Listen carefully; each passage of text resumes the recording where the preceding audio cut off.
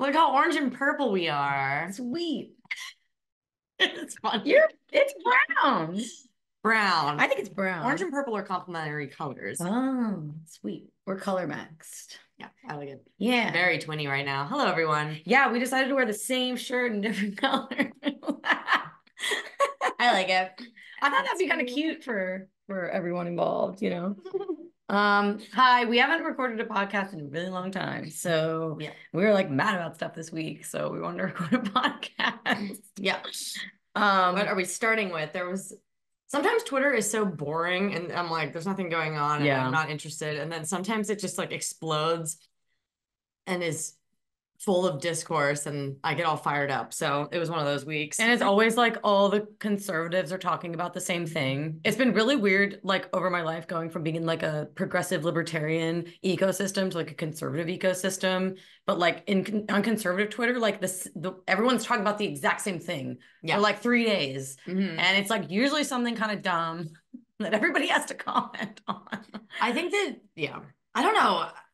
Is TikTok like this? I don't know. I'm just like, is this a Twitter thing? I don't use enough social media to have anything to compare it to, but I have no clue. Anyway. Yeah, and Instagram's not like this. It's not like everyone's talking about the exact same thing. Yeah, it's like the trending, the virility on there is like really potent. Yes. Like what is viral is like super, but you like can't get away from it. It's like homogenous discourse. At least for me, I must be, I don't know, maybe I'm. Well, and tell us if you disagree. Yeah, but also you see the tribal camps, right? Yeah. We're going to give you an example.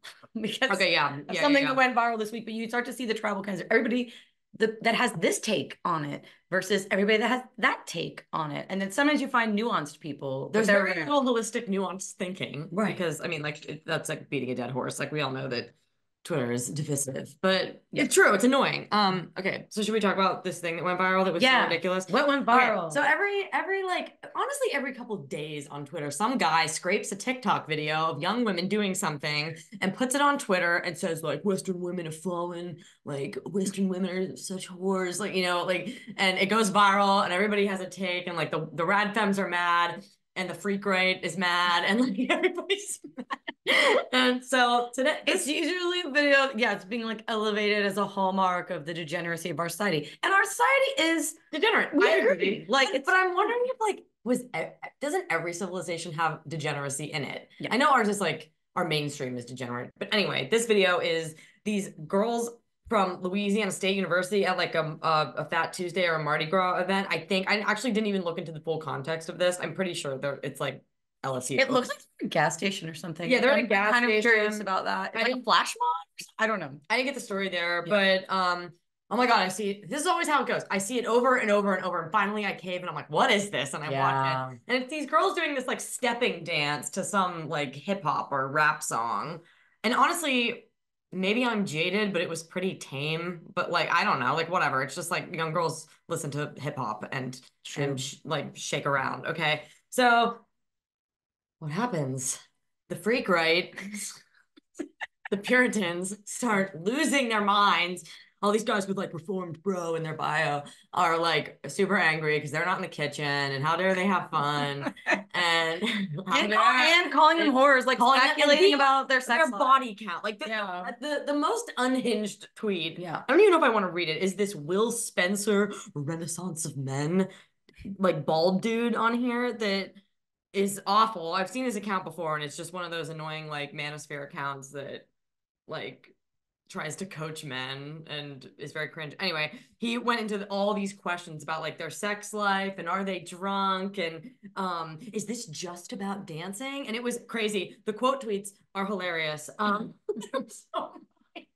He just got dragged. I mean, it's always split. Like these people get dragged, but then also like a lot of people agree with that. Yeah. So it had like a lot of likes, but then the quote tweets were like, this might be the least normal somebody has ever been about something ever. And F off, you incel, get a job. So there's some gross ones that I don't really want to read, but they're really funny. As someone who is religious, I've noticed that a particular kind of man, the kind of guy who used to be obsessed with sex and porn and is now religious, tends to look at expressive women and immediately think about their sexual past, which I there's a lot of that going on. Yeah, it's weird. Yeah, okay. So like a lot of the comments on that were like, this is why men don't want Western women as wives.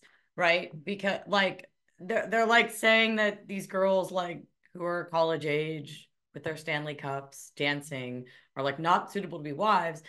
And these are like exactly the kind of women that get married in our society. No, I'm not like normie Swifties get married before anybody else. Like Yeah. I'm like a Christian and they're gonna get married before me. Like Yeah. you know, like it's just not reality. Like I was like they're gonna wear their sparkly sashes and get engaged and have a bachelorette party in Nashville with their 15 friends at like 25 or 26. Yeah. Like it's just such a terminally online crazy take that these are women that like men don't want. Also, like maybe you don't want them because you're weird and unnormal. Well, but also this someone else, I retweeted someone who was like saying there's like this myth that all the guys in college are just following women around dove-eyed looking for wives and they just really want to get married, and the women are just engaging in hookup and they don't want a relationship. I'm like, that is the opposite of reality. Men in college, at least when we went, we're not interested in marriage at all. We're not even interested in relationships. Dating wasn't really a thing. I had like a couple friends who had boyfriends,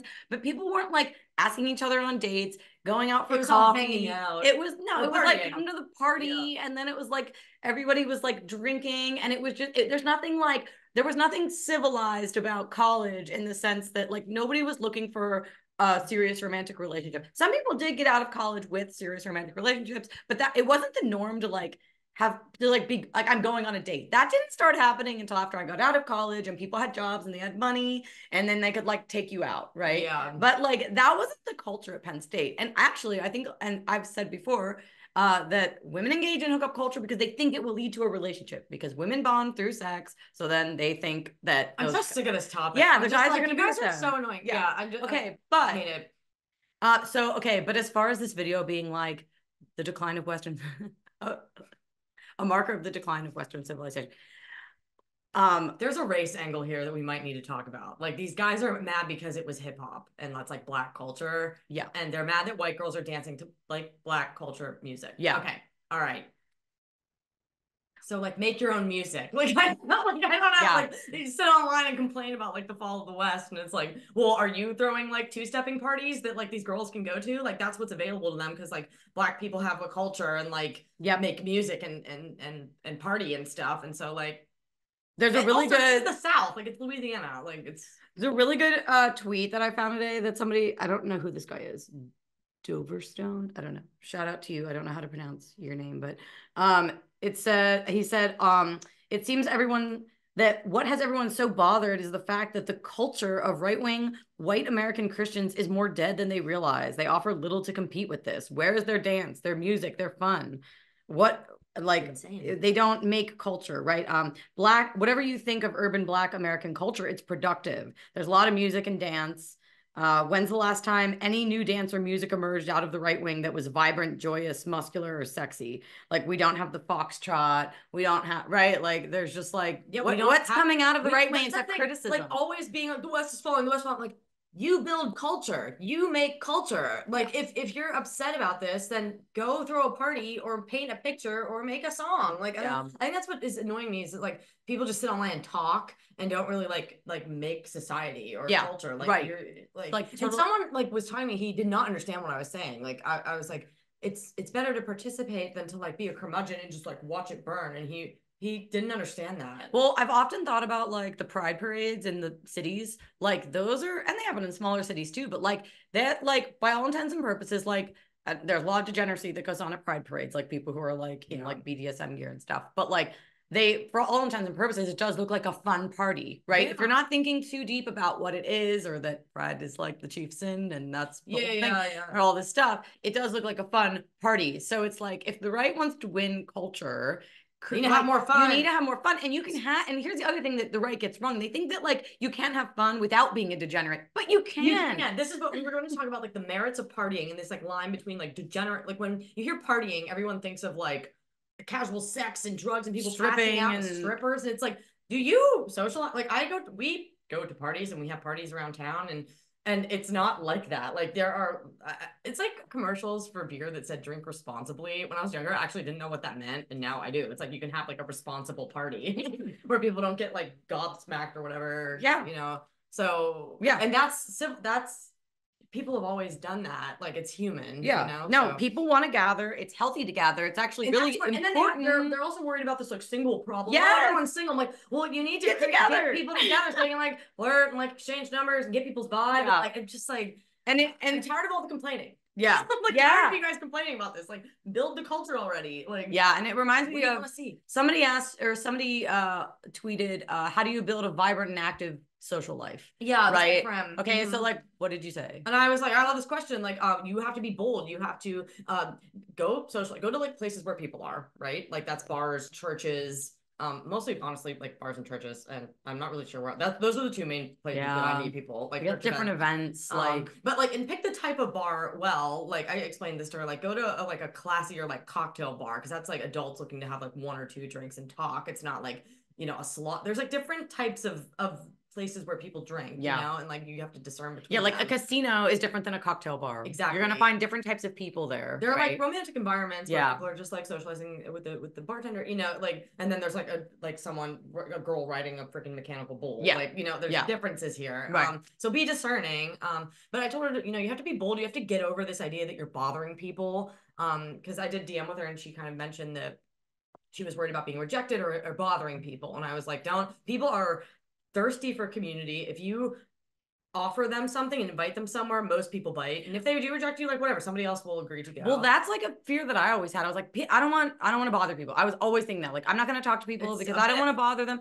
And it's totally untrue. Most people are going to be happy to hear from you. Yeah, most people are like you, atomized, lonely, and want out from behind their screens. Just the mere fact that they're getting attention, they're going to be delighted. Yeah, it's not about you. Yeah, I was like, they're actually flattered. Yeah, like they actually feel flattered usually, and will want to go, and then maybe you don't vibe down the road, whatever, but like yeah so I told her, be bold, get people's numbers, like be the one that's building things and inviting people to places. And like I was like, here's some ideas. You can invite them to the movies, you invite them to like cocktail bar, you can just literally anything. Because I also used to get I was like her too, I'd get like tripped up about like, well, I don't have a good idea of something to do. Doesn't have to be it's like big. Literally doesn't matter. Just be like, do you want to meet up at a coffee shop? Do you want to go for a walk? Do you it doesn't have to be anything like spectacular, and people will just be happy that you thought of them and you want to spend time with them. And and then they'll think of you like warmly, it actually gives them dopamine. They're like, oh, that person gives me attention. That person gives me kind attention. They want to spend time. Just that you want to spend time with them will make them like you. Yeah. It gives them like oxytocin or dopamine or whatever. Hormones. Yeah. Good. Yeah. But like there are also that when we moved here, we had no friends. Like we moved back to our hometown after 11 years of being away and had to learn all that. Like I had to learn how to do it's like anyway, you have to learn to network. I was talking to my friend. You have to get over yourself. You have to get over yourself. I was talking to my friend, she's 69 and she moved to Scotland to pursue a PhD 10 years ago or something. So it's not like she was in college age, like, she was in college, but she wasn't college age as we typically think of it. And I was like, how did you make friends when you moved from the United States to Scotland? And she was like, oh, well, I was like walking down the street and I saw this beautiful place and I wandered in and I said, excuse me, sir, what is this place? And he said, it's a lawn bowling or something. I've never even heard of this, but apparently it's a big deal in Scotland. So she joined the league and all these people became her friend. And like, you don't even have to go that far. It can just be as simple as like, and I know people say like join a club, whatever. Okay, you can do that. But I think a lot of Americans, there aren't actually clubs and leagues and things like that for adults around. So you actually have to be a little bit more like using your technology and like just grabbing someone's number and then like, facilitate it that way. Like, oh, you want to go this place? There is a little bit of a class thing here though, because like, I think one of the reasons that like, when you're young, like I was talking about how like guys didn't ask girls out on dates in college. It's like nobody had any money. And like there is there is a thing where it's like money to go out. Yeah, you might have to be a little bit more creative. And even like we're big proponents of like throwing parties, but like classy parties, like parties that are like adult, and but you have to have some money to do that. Yeah, where we like offer people food and but you don't have set the lights. But you don't have to do that expensive either. Like there's like all these different tiers to like what you can offer, and I don't think I think most people we hosted parties when we were like if you have like hot dogs and beer, like people are just going to be happy to spend time together, right? Like it's not that big of a deal. So that's the merits of partying. Like, I don't know, I keep all I see on Twitter is like people are like partying culture. I'm like, do you guys seriously just not socialize? It's like this is what gets on my nerves about the freak right, or like the Puritan right, is that they seem to think that like the only thing anyone should be doing is like being in your house. Like women are definitely not allowed to talk to anybody. Like No. you're just not allowed to talk to anybody. You're not allowed to have friends of the opposite sex. Nope. And you're not allowed to really leave the house because you're supposed to have like 5 babies and like just be home all the time. Yeah, exactly. And it's like, what kind of like society is that? That's never existed, first of all. Yeah. Like most peasant women had to work and be and middle class. And middle, yeah,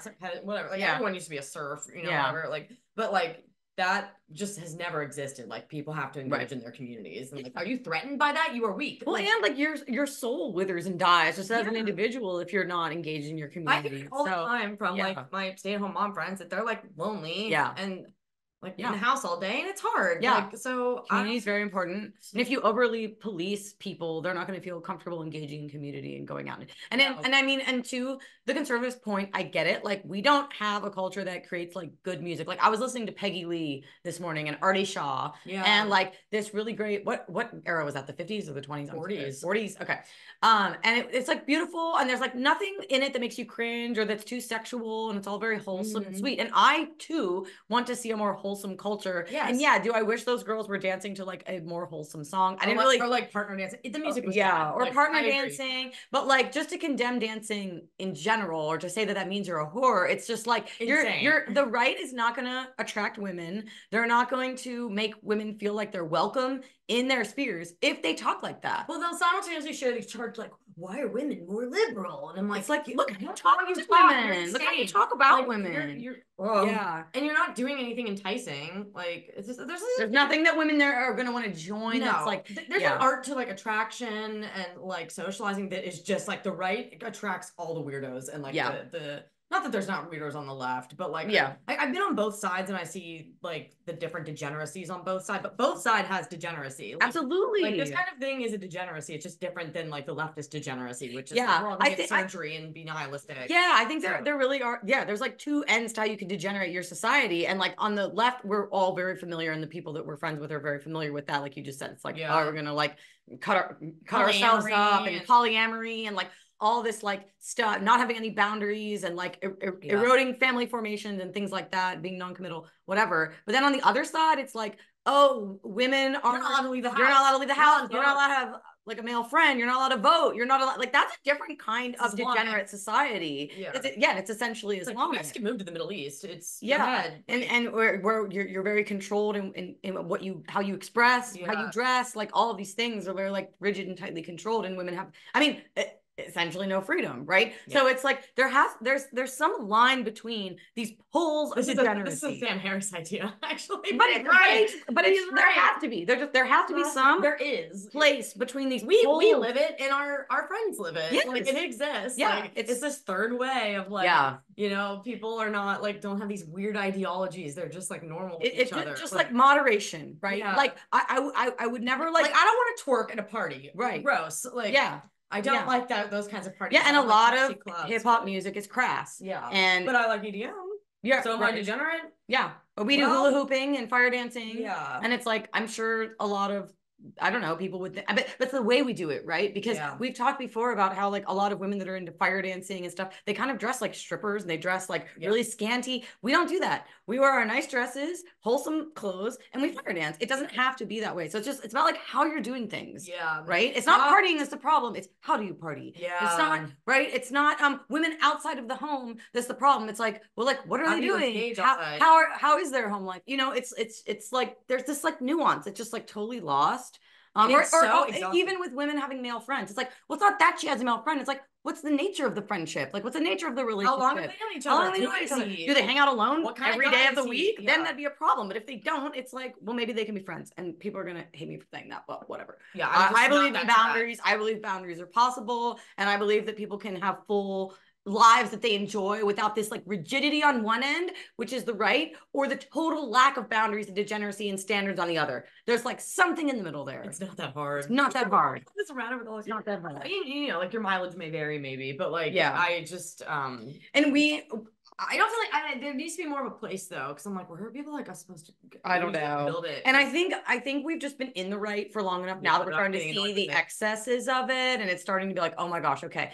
Whereas like, but I agree with like their you know, like how they vote or like I vote their values. I just like think your social applications are weird. Yeah. And I want to also be clear, like I think that there's this streak of like puritanical or like even like it seems kind of like heady Calvinistic Protestantism that is the thing that I really don't like, probably because I'm Italian. And like and like I think that's the thing that I don't like. Like conservatives are so fractured. There's so many like little sub ideologies within conservatism. And that I think like what I'm picking up on is maybe more like Puritan conservative. Well, it's because there's an allergy to like expression and beauty. Oh yeah, yeah, which is why you see like pagan. Yeah, like, exactly. Like anything that's expressive or sensual is or visual. Yeah, like, is pagan. It's like, is it like? Doesn't God want us here to like also enjoy ourselves? Yeah. I do not think dance is like pagan. Like, sure, you can be crass with your dancing. You can also dance beautifully. I think like have fun, be silly. There's a different way. Again, different way. Right. It's not dancing. It's what kind of dancing? How are you doing it? How do you engage? Everything's relational. What we're talking about is art. Yeah. Art is the way of living, like how you do things. Right. Yes. And there's like a sensitivity there. Right. It's like, I have like my sensitivity to dance is attuned where I'm not going to like think that twerking is cool or go twerk. Because it's gross. But if I'm like, we're playing with our hula hoops or like whatever it is, we're dancing with those. It's like, that's cool. Like it's all good. Right. Yeah. It's like, there's form, there's structure, there's like some skill, elegance, you know? So it's not just like this wholesale rejection of like anything that isn't just like, I don't know, like what? Raising babies or praying in church. It's like there's other things. It's very like limited. And those are good things. I'm just saying. Yeah, like, but I get sick of like for women, it's just like you can't do anything else. You can't do anything else. Yep. That's all you're allowed to do. And it's like, well, some of us have other talents and things that we want to explore and such. So yeah, what are you looking at? Oh, I'm looking at the other topic I want to talk about. You want to switch gears? If you feel compelled. I like this rant. I was enjoying this rant. Oh, okay. I say this stuff for a long time. So I've been online for a long time. Yeah. And I've swung all over the ideological spectrum because I have a high openness problem. Yeah, and there's like something with like I think I'm getting it now. I think I'm like, okay, like it's not that, it's not that. It's like some third way in the middle. Yeah.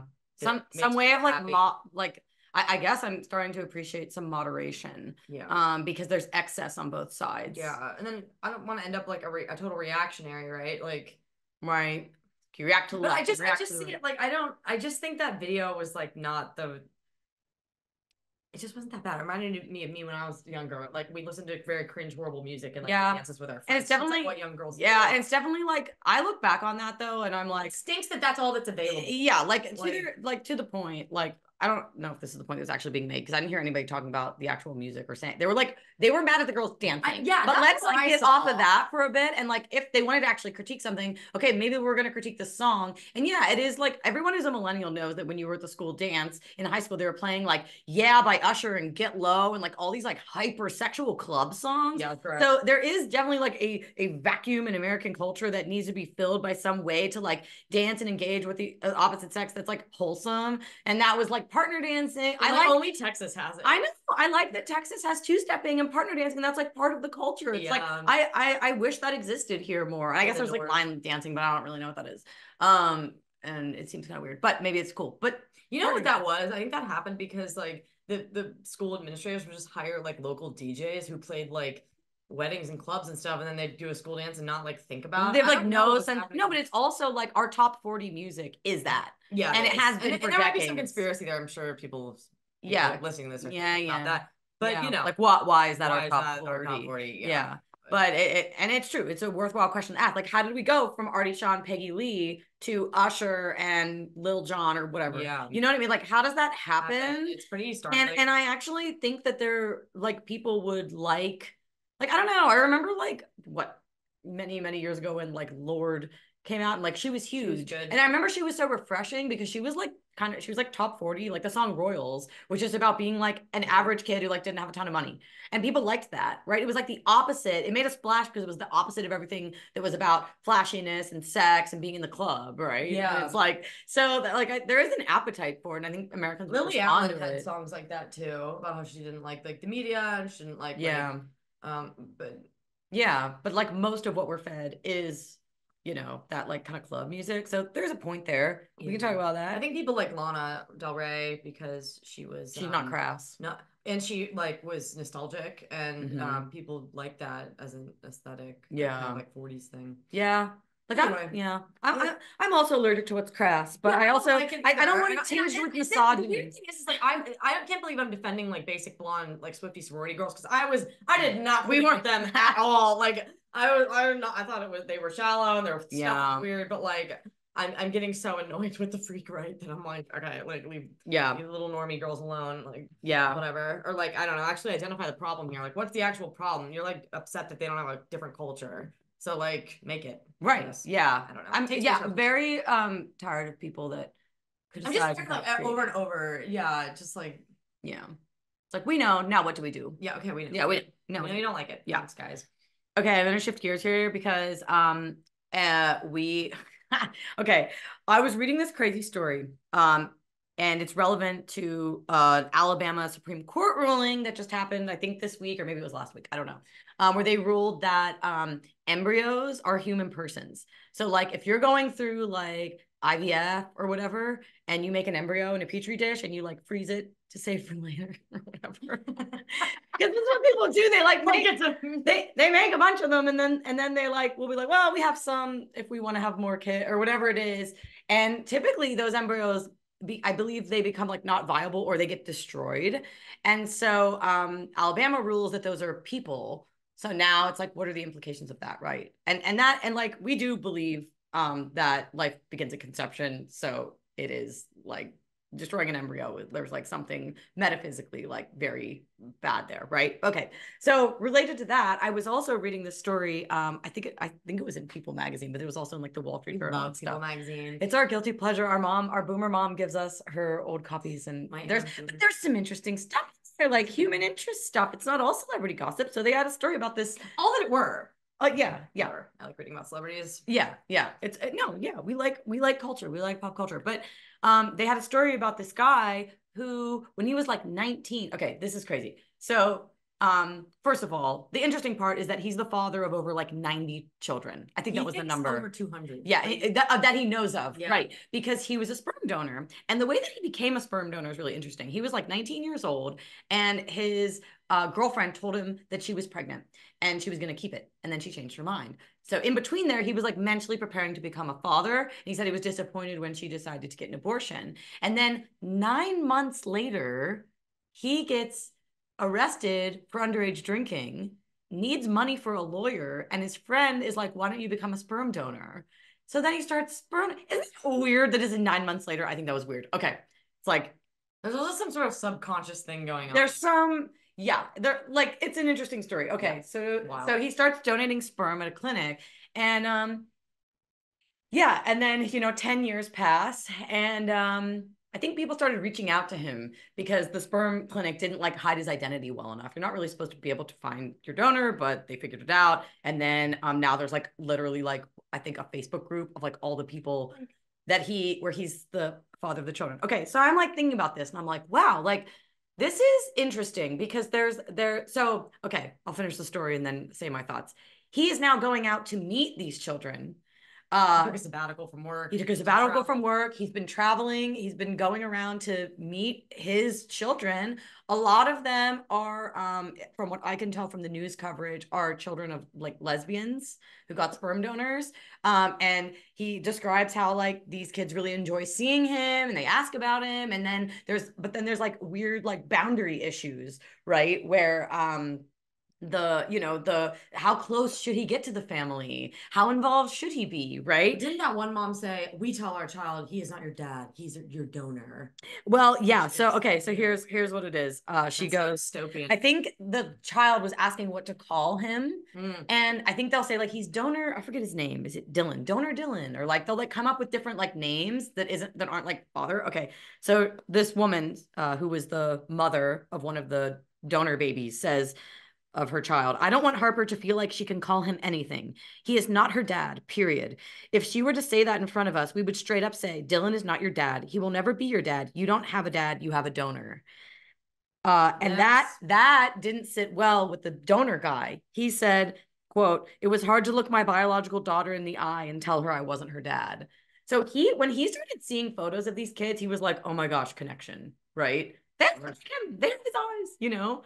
And then so now you have these like weird dynamics going on where not only has he fathered like 90 children, you have the dynamics with the parents. Okay, so then I started like reading into this and it's like, okay, because like we are as twins, our birth was an outlier, and I think about this a lot, right? It set us up for like an interesting life path. We have like problems that other people don't have, and like also benefits that other people don't have. Sure. So I started thinking about outlier births. I've been thinking about this a lot lately, and being the child of a sperm donor is an outlier situation. And it's a little bit like transhumanist too, right? Because that would never have been possible pre-20th century, right? Mm-hmm. If you were infertile, you were just infertile, or you didn't have a male partner, you weren't going to have a child. But now it's like, oh, we'll just, okay. So I'm thinking about this and I'm like reading about the issues that sperm donor babies have. Like some of them will like have medical problems and then they can't track down one half of their genetic line to like figure out if that's yeah. So you have that. And then there's also an issue where they tend to have like identity crises sometimes.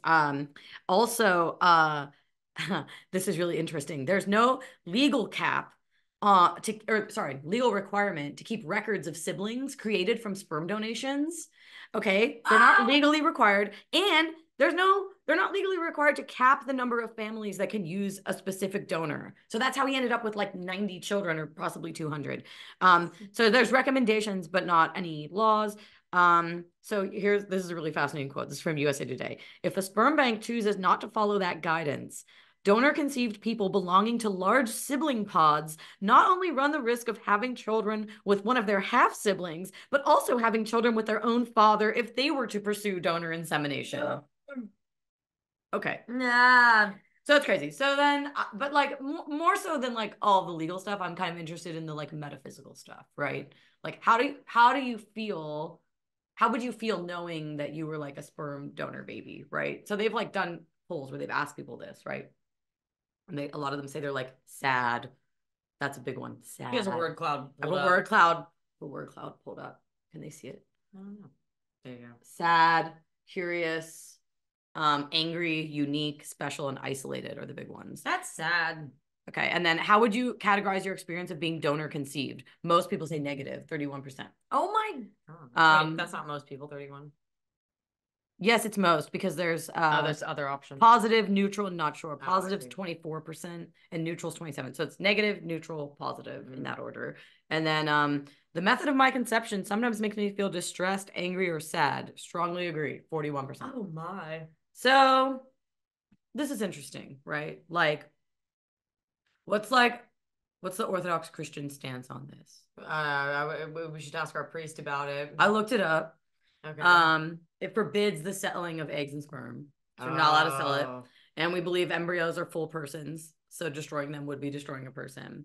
And in vitro is only permitted if it's a married couple and you're not using someone else's sperm and eggs. So I don't know. I was just thinking about this and like just what it would be like to be someone who like I don't know, like you don't know who your father is or it's very existential. Yeah, like I think everyone needs a father. Yes. So that is a controversial thing to say, but I agree with you. Yeah. And you can kind of, I mean, I'm not saying that people necessarily like the 100% of people will develop poorly if they don't have one, but it definitely seems to help. Yes. So just thinking about the like metaphysical angle of like, and this guy and his connection to 90 children, and like, what about when those kids grow up and the parents can't mitigate the children's relationship with him anymore? Interesting question. Right? And then they will be adults one day and freely be able to engage with him without their mother. Exactly. Right. And then maybe they definitely will. Yeah, and maybe they want a dad, or they remember him. They definitely will. And they like remember him fondly. There's all these photos of him like spinning them around and like playing with them and like doing dad things, like having picnics with them and playing ball. It's like it's wild. So they know they have a dad, but there's this like weird dynamic where they're like not allowed to acknowledge it. Some of them, yeah. He's donor Dylan. It's like donor Dylan. And I can see, and I thought about inviting him on the podcast because I could tell that he's like struggling with it too. Like, okay, they had one of the couples had like I think another child that died. I don't know if it was after or before birth. I think using his sperm, and they got a tattoo to like represent the memory of this child. And he asked if he could get the same tattoo. And they were like, they like sat and thought about it, and they were like, no, that was like an our family thing. I feel so bad for this guy. Yeah. Imagine like This is doing wild. that to make money, which I even think that is weird. Oh, it's so like strange. Yeah. But and like it's just an incredible what story. A turn of events. I just, and now he said he thinks it wouldn't be ethical for him to have any more children if he like met a woman and fell in love. Like he doesn't want any because he already has so many. Yeah. And I bet it weighs on him. He has like a spreadsheet of them. Yes. Keep track of the last time he saw them and what they talked about. And their age. Like, and there's so many of them. Yeah. And like, I just can't believe this doesn't get more attention because like we're definitely entering this like transhumanist. Maybe we're already in a sort of like transhumanist, and it has metaphysical. There's the interesting angle here.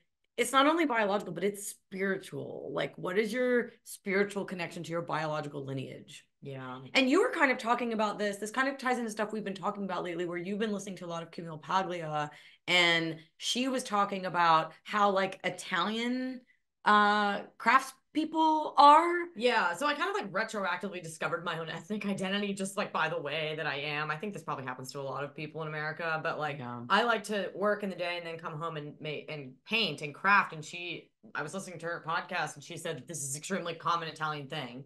Like you work and then the way you relax is by crafting at the end of the day. Our last name means like craftsperson, like master craftsperson. So like it was very crafty culture. So how does this tie back to the so it's like part of who you are, like blood memory. They're just the biological and the spiritual being like connected. Like if you were a sperm donor baby and you didn't know like one half of your side of things, you'd be like, who am I? Yeah. Right. So even just for you have all these identity politics and identity crises. In America, for sure. But like even for you to just be like, oh, Italian people were like that. Now I make more sense. Yeah. And I think this is another thing that I feel more connected to people. Exactly. And I think this is another thing too. Like I've thought a lot about like, oh, I have this like I'm like kind of like I have tendencies in myself that I saw in my maternal grandmother and my paternal grandmother and my paternal grandfather and my mom and my dad. Knowing them helps me make sense of me. Yes. And there would be blind spots to why I am the way I am. There'd be something about it where like, I'm this way.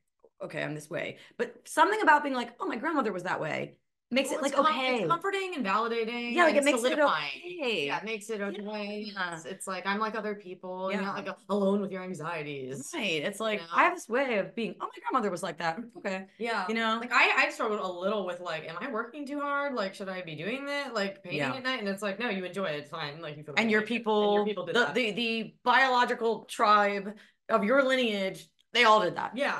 Like, that's why I do it. It's fine. Yeah, but it just helps you like make sense of yourself. Make sense of yourself. Yeah. Why do I act that way? But this is the thing also that I really don't like about America is that like we're so atomized and a lot of people are having children in like an atomized sort of situation where it's just the nuclear family. They see their grandparents like once a year. Yeah, and it's like you're not going to know them, and then you're not going to know you. Yeah, because you are not this atomized individual, and you're not even just the nuclear family. I'm like the nuclear family is this like aberration, and you understand yourself when you're in the context of like your extended kin, right? And then extrapolate that farther to all Italians or whatever it is. Kin. We're just like we just lose the sense of kin. Yeah.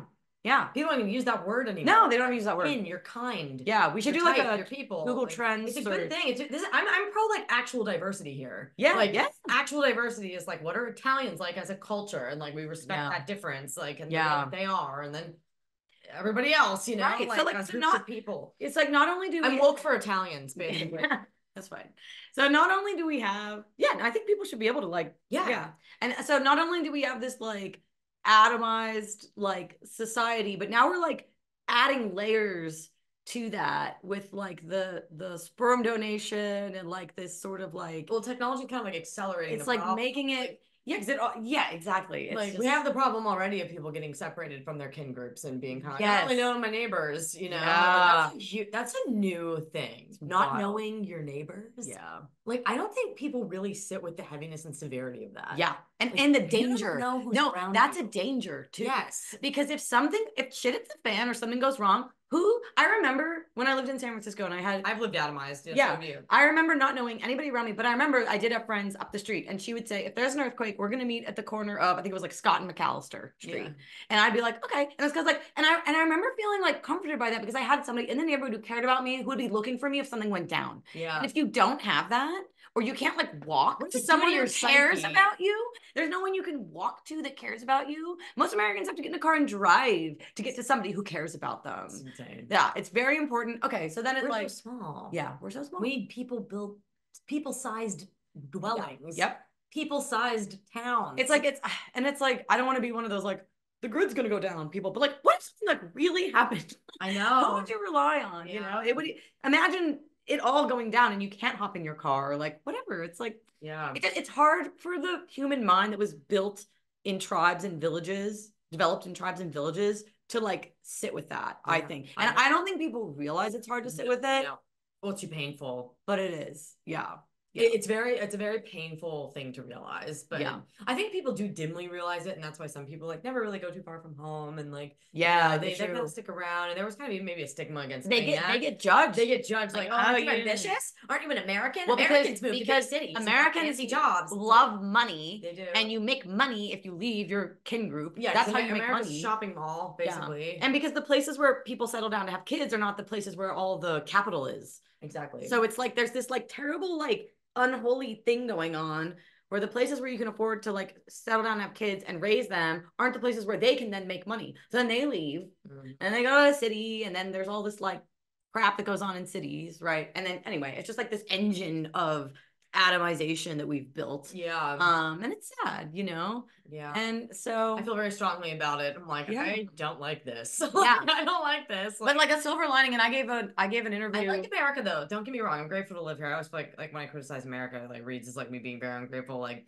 no, there's a lot about it. I don't like but there's things. It's a big country, and I just gave an interview for my local paper about remote work allowing for this problem to undo, right? Yes. You can repopulate areas where your family and the real estate's cheap. The real estate's cheaper. You can or where you're not gonna like spend an arm and a leg just like keeping a roof over your head and like around, right? So I said this, like all you hear about is people complaining about like real estate prices, but like the real estate prices are high, but like there are places in America where they're low. It's just that like nobody wants to live there. Yeah. Due to like there's like economic problems there or something. Right. Or like, there's not enough culture or this or that. You can get creative, you know? Yeah. Like I don't know. And it would be hard to move to a place like that without family existing there. I'm just from a place like that. So it was like I could move back and but even when we moved back here, we only really knew like our boomer people. Like and then we met like there you know it's been 4 years and we have a great a lot of people. network. And now I'm like overwhelmed. I have too many group chats. Yeah. Like you just find the others, like you just find people want other people to be around. Everyone is screen exhausted. Everyone is screen exhausted and lonely. Exactly. So like know that and then get over yourself and ask them to do things. And have a dance and have a little party. Have a dance party. You can play better music than whatever you don't like. But why don't you invite the sorority girls to a party at your house? And quit whining on the internet about whores or whatever you're doing. Quit whining about it's boring. It's boring. I'm like, you are so boring. You just, one guy said this, another guy said the same thing, and you're just like all memeing each other. You don't have a real personality. Like, think for yourself.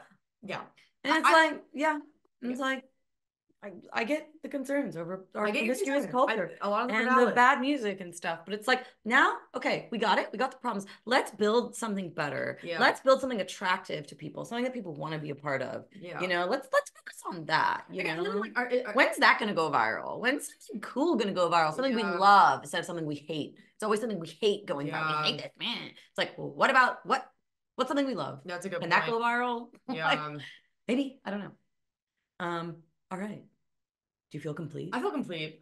All right, we're complete. I just went on a huge rant. We love ranting. This is a good rant. All right. I don't know. I feel like share your thoughts about sperm donation in the comments. Yeah. Or the like crazy online right. Yeah. I think on the left at some point. I'm just bored with that because it's like so obvious. We know. Why the left is everyone annoying. knows. It's like, yeah, we know. But it's the right is way more interesting because there's way more subdivisions in my opinion. But yeah, and I think it's more crucial that the right succeeds and gets it right. Yeah. It's like I want you guys to get it right. I don't want you to be like yeah, like just dunking on women and being asocial. Yeah. Like let's get it right, because your foundational values are correct. But let's like try to be a little cooler, everybody. It's very try to be a little cooler. Cut a little of the Puritanism out of it. Let's enjoy life. We're gonna enjoy life. We're too Italian for this shit. I'm sorry. I can't handle it. I'm like, turns out I was always very loud and obnoxious and liked to party. So yeah. Oh, that was the other tweet. It was like, well, women aren't loud and obnoxious. I was like, I am. Mediterranean? I would like to see you at a real party. I would like to see you at a real party. I would like to see you at a Greek beach party, like on an island. I'd like to see you at one of our family gatherings. Yeah, you can hang, man. That's fine. Sorry. And you know what? The translation here is that I'm a Nord. Yeah, fair. But it's like, you know, if you want to get invited to the party, you're not invited. Okay. Okay. You're not invited. We're gonna be loud without you. Okay. Sweet. All right. Thanks for listening.